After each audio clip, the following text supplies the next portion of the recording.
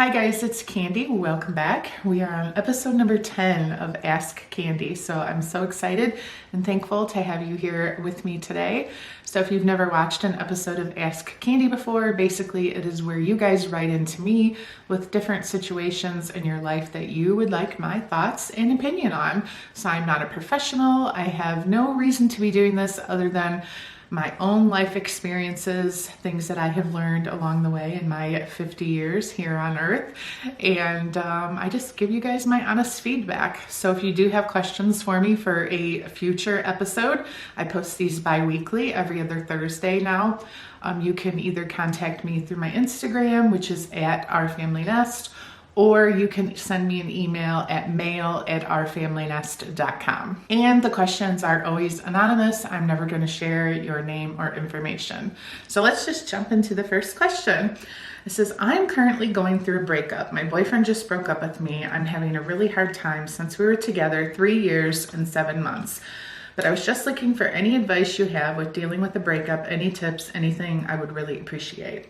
So very sorry about your breakup. I, as you guys may know, am a true believer of everything happens for a reason. And even though you may not see that now and you're going through this like really hard, difficult time that like it sometimes feels like the days just drag on because it's so hard. Someday you will look back at this moment in your life and be like, that's why it happened. It's taught you something, it's given you experiences, and it's going to make you a stronger, better person for the future. Regardless of what's going to happen in your future, you definitely need to learn to move forward. And I always feel like the best way to get past a breakup is to just surround yourself with people who care about you, who make you happy, who can help you come up with different ideas, ways to get out of the house. The last thing that you should do is just like hibernate in your bedroom, don't go anywhere, watch sad movies, eat a bunch of junk food. I mean, you've probably already gone through that or will go through that because that's a stage of getting over a relationship. But at the end of the day, the very best thing you can do for yourself is just to go out and have a good time. Even if it's just to hang out at a friend's house and scroll through TikTok together, like whatever it is that makes you happy. Being with other people is just going to help you so much. And I think it's good too to kind of just set a standard with your friends of saying, look, I know I'm mopey, I know I'm sad, but I don't want to talk about the relationship stuff. I just need to spend time with other people to get me out of this like rut that you probably feel like you're in. And you guys know I'm all about lists. So sit down, get your phone out right now and make a list of 20 things that you enjoy doing that are going to help you get your mind off your boyfriend. Going for walks, riding your bike, reading a book, watching a funny movie, going out to dinner with friends, going thrifting, getting your hair or nails done, getting a massage for the first time. Like I could easily come up with 20 things. And even though you're like, oh, but I really don't want to do any of those things, just force yourself to get out there and do them. All right, next question. My husband started a job in February that requires him to work outside of state. He has gone 2 weeks and then home for a week. I have felt extremely disconnected. It might sound crazy, but I honestly forget I'm married for a second. Him and I are both horrible with communicating over the phone, and I'm sure that has something to do with it. I'm afraid if it goes on like this, we will end up growing apart. What would you recommend to help repair our relationship? First of all, try not to think of your relationship as broken. I know it's April and this has been going on since February, but I'm assuming that this job is really important to him.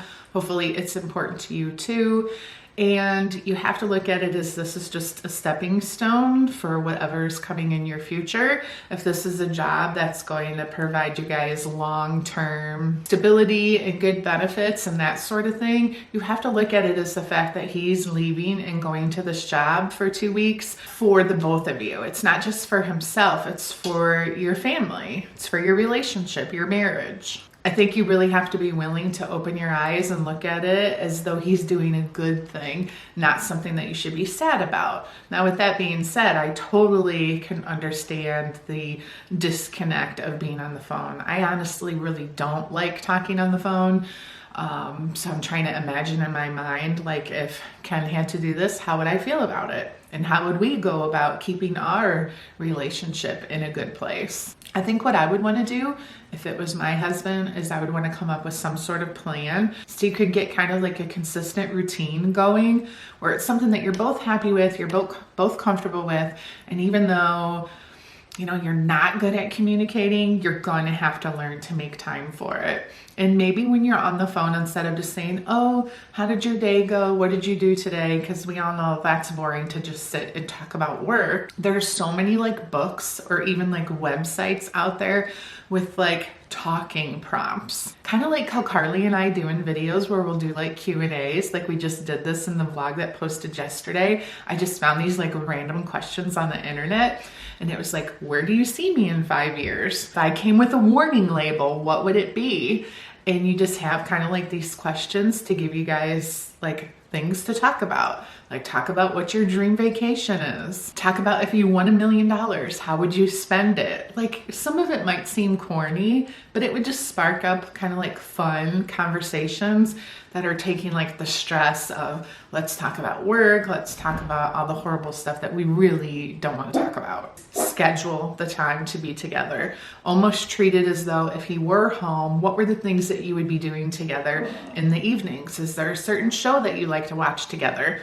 Put it on the television and sit down, the both of you, and watch the show together, but talk on the phone at the same time. I think most importantly is you're both really just gonna have to tell yourselves that you want to make this work. You want to put in the effort, and you both wanna make sure that your relationship continues to be strong and moves forward and doesn't die off because you don't get to see each other for that 2-week period. Next question, how do I know if I found love / had my first love and love somebody? This is kind of an interesting question because it brings up a memory from my past of back when Ken and I had first got back together after our last and final breakup, and I had my best friend over.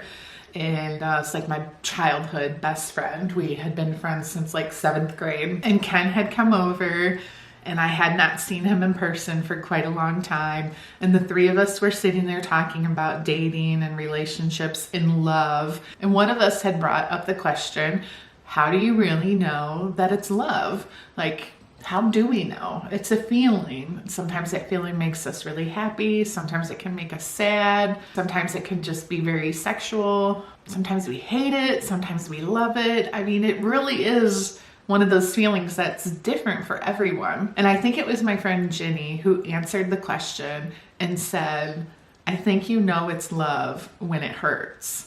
And it's been this thing that Ken and I will bring up at random moments throughout our life because it was such a strong memory that she was talking about this guy in her life at the time and described it as though it was a love so strong it hurts.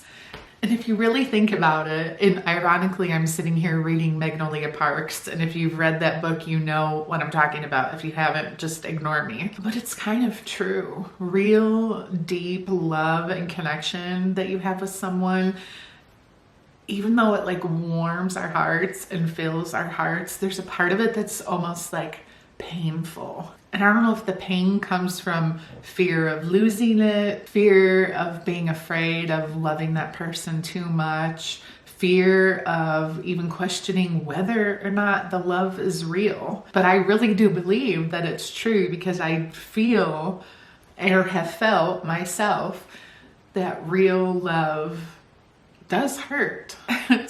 So I know that doesn't probably really answer your question, but I just think love is one of those things that people will just say when you know, you know. If you feel like you're with a person that you want to be with every single day, you cannot live without this person. I don't know if that helps you at all, but give that some thought. Like, is this love that you think you're feeling, does it hurt? All right, next question. What's your opinion on a couple taking some time away from a relationship to work on themselves? So I definitely feel like anytime you're in a situation, a relationship that you feel like maybe you're just not ready for it, maybe you're just unsure, maybe there's just all these questions, or maybe you just feel like you need some time away from the relationship to work on yourself, whether it be mental health, maybe it's family issues, maybe it's job, you want to concentrate on school, college, whatever. I mean, the list could go on and on. So I definitely think that taking a break, there's definitely nothing wrong with it. I just think that the difficult part is making sure both people are on the same page. And it's easy for two people to say, okay, yes, let's take a break. I need to work on these things. You need to work on those things. Hopefully we end up back together.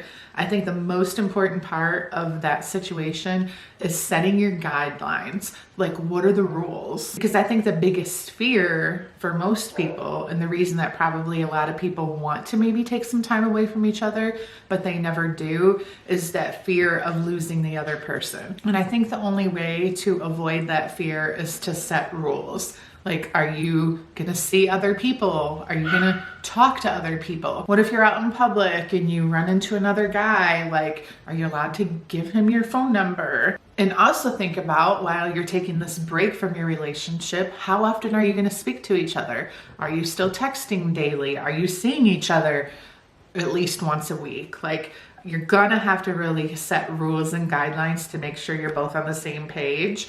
And then I also feel like maybe there needs to be like a time frame set at the end of 3 months, or maybe even 1 month. I don't know what your timeline might be, how much time you think you need to work on yourselves, but at the end of 30 days, let's sit down and let's talk through everything again. Make sure we're still on the same page. Keep checking in with one another.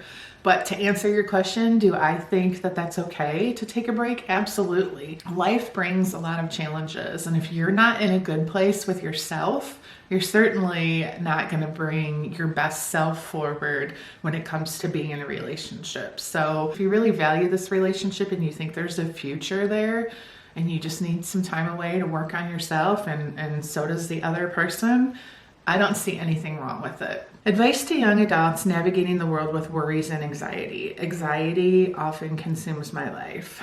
Yeah, that is a tough one. You guys know I'm a huge fan of therapy. If you're capable, if you have the health insurance or you have the means of paying for it, therapy to me can work wonders. And if you say you've tried therapy and it didn't work, make sure you had a good therapist, because I know from experience, not myself, but people I know that have gone to therapy and it hasn't worked at all until they find the right person. So make sure there's a good connection there. I also believe that there's just a lot of different things that you can do to help you with your anxiety. You can learn meditation. There are so many apps out there that have like calming music or these voices that tell stories that are just supposed to be relaxing and just help you focus on something other than your anxiety. There's a lot of different tricks that you could do, like breathing techniques, visualization techniques. And those are for when you're having like a true anxiety or panic attack. But if you're just talking about like on a daily basis, as you go through life, you just always feel overwhelmed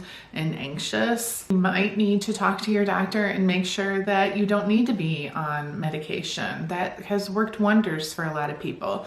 I'm not somebody who really has an opinion one way or another on the whole idea of being on medication for anxiety. I say per individual, whatever works for you, whatever it takes for you to feel better and get through your day. I don't think anyone should have to struggle, so that could potentially be an answer. That might be something you want to try. And lastly, I think it helped me immensely just having people that I was able to talk about my anxiety with.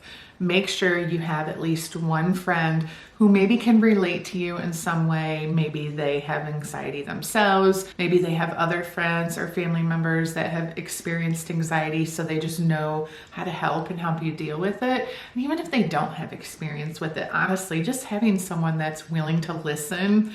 I know when I was going through the worst of my anxiety, just being able to pick up the phone and call one of my friends, and if I had to like sit and cry my eyes out for 10 minutes, that's what I did. And doing that makes you feel better, and then you can move on with your day. So having a good support system in place, whether it be friends, family, whatever, I think is a huge part of dealing with anxiety as well. All right, last question. What would you say to someone who wants to start their own business one day? Research, research, research. And don't be afraid of watching and following what other people are doing in the same field that you're interested in and just copying that. Like, you're not creating the wheel. You don't necessarily have to create this brand new idea that no one has ever done before. Like, it's okay to, oh, I've seen this person have this type of business and they're successful. I'm going to study what they do and learn from what they're doing. Like, don't be afraid. I think so many people think when they're going to start this new business, they have to be like unique. Well, it's great if you have a unique idea, but not everybody does. And you can just learn a lot from watching and doing what other people are doing. But yeah, just research the crap out of whatever it is. Now with the internet and the fact that you can just look things up. Say you want to start a dog walking business, okay? You want to research the area that you live in. Are you sure you live in an area where people are going to utilize your dog walking services? Look at how much other people in your area, how much they charge for it. What are the business expenses? Just grab a brand new notebook and just start taking notes like crazy, and give yourself time to think about it. Collecting all your data, taking your notes, start letting it sink in that this is something that you might want to do, you might want to invest in it, and make sure that every day that you're thinking about this new business idea, you're loving the idea. You want to become obsessed with it to the point that you can't imagine not doing it. Your life is not going to be complete until you start this business. Like, you need to be so passionate and in love with this idea, because you're going to invest a lot of time and possibly money into starting a new business that there could be a time frame when you're getting nothing in return. You're making no money because you need to make enough money to pay yourself back from your investment, or pay your parents back if you borrowed money from them, or other people that maybe haven't invested in your company. Like, when you start a new business, you're not just going to make money right away in most cases. It's not like when you go and you get a new job and you're like, oh yeah, I think I want to work at a bookstore. And the next thing you know, 3 months into it, you're like, oh my God, I'm sick of books. I'm sick of putting books on shelves. I'm sick of alphabetizing everything. Like, you have to just make sure whatever this idea is, you're obsessed. I had a comment on my video the other day because we were talking about taxes at the beginning of the video when we were saying that Carly was going and opening her own business bank account. And somebody said, well, why do you have to pay your own taxes if you're self-employed? Well, it's because when businesses pay you, let's say, again, back to the dog walking company, when your clients pay you, you know, say you walk their dog and you're getting paid $50, you're not paying taxes on that $50. So you have to keep track of it and pay your taxes at the end of the year. If you're making enough money, which hopefully you will, you have to pay quarterly taxes. You have to pay estimated taxes. And then if you pay in too much, you get a little of it back. If you pay in too little, then you owe them even more. If you don't understand all that, you're probably going to need to hire an accountant. Back when Ken and I started our first business, oh my goodness, we weren't even married yet. So like, say 25 years ago when we started our first official business, we had an accountant. We didn't have to pay him all that much, but eventually I just learned to do what he was doing for us. So then I could just kind of copy at the end of the year. Oh, these are all the figures that we need. This is how we file our taxes. And then once we got to the point, I learned how to pay quarterly taxes. Like, there's so much information out there on the internet. Even here on YouTube, you can almost look up any question, any topic, and find YouTube videos that will answer your question. So anyways, when I posted that in my video, when I responded to that comment in my video, someone said, can you do a video about owning an LLC and the challenges that comes with it? There's no challenge with owning an LLC. An LLC is just this formal way of filing your business name with the state that you live in to make sure when you title your company Candi's Dog Walking Service, someone else 3 miles down the road can't open the exact same company. So you file the business name as an LLC. That protects yourself from other people stealing your name in your state. If it's a really big business name and you think you're gonna like go global, you should trademark your business name, which is expensive and time consuming, but worth it depending on what type of business you're starting.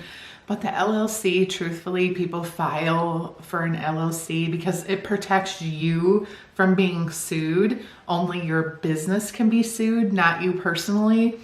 That's the whole idea behind it. So protecting other people from using your name and protecting you from being sued personally. But the truth is anybody can sue anybody. So let's say you have this dog walking service and you're walking little Fido down the street and he gets bit by another dog or gets hit by a car, God forbid, but gets hurt. Those people are going to sue your company for the vet bills. They can't sue you personally. So let's say you have $1 million house, they can't take your house from you. They can only take your business assets from you. So the idea behind it is they can't sue you for your personal assets. But the truth is, at the end of the day, I've always believed anybody can sue anybody for anything. So are you really protected by this LLC? If you Google it and do your research, you'll find that people personally still often get sued that own LLCs. So there's so many other aspects to it, because probably a business like that, you probably should have some sort of insurance for that reason. If something would happen, dog gets injured, whatever, you have insurance that is going to cover any kind of incidentals, rather than your company being sued and then going bankrupt, or those people trying to come after you personally. There is a lot when you think about owning your own business, but the idea of the LLC really isn't as big and fancy as it sounds. I could literally go on my computer right now and file Candi's dog walking service. It costs $50 the first year, $25 renewal every year thereafter. It's just a piece of paper. It's registered with your state. Then you can use that information to get a federal tax ID number to pay your taxes and to open a business bank account. Those are the purposes of filing for an LLC. I don't know if that helps you at all. All these business aspects, I mean, I could make a video after video talking about that kind of information, because Ken and I have multiple businesses and we've been following these same steps with several businesses throughout the years with taxes and business filings and all that. I guess at the end of the day, just know when it comes to owning a business, there's so much information out there. If you ever need to look something up, just look it up. And lastly, you can always call an attorney or an accountant if you need further information on any of those types of business related topics as well. So that's gonna wrap it up, guys. Thank you so much for watching. I hope you enjoyed it. Be sure to reach out to me if you have any questions for my next episode. Like I said, bi-weekly, every other Thursday. Next Thursday will be Ken's next episode of Kicking It with Ken. So thank you for being here with me today. Hopefully you learned something, and thank you so much for your guys' amazing questions. I enjoyed this one, and I will see you guys next time. Bye, guys.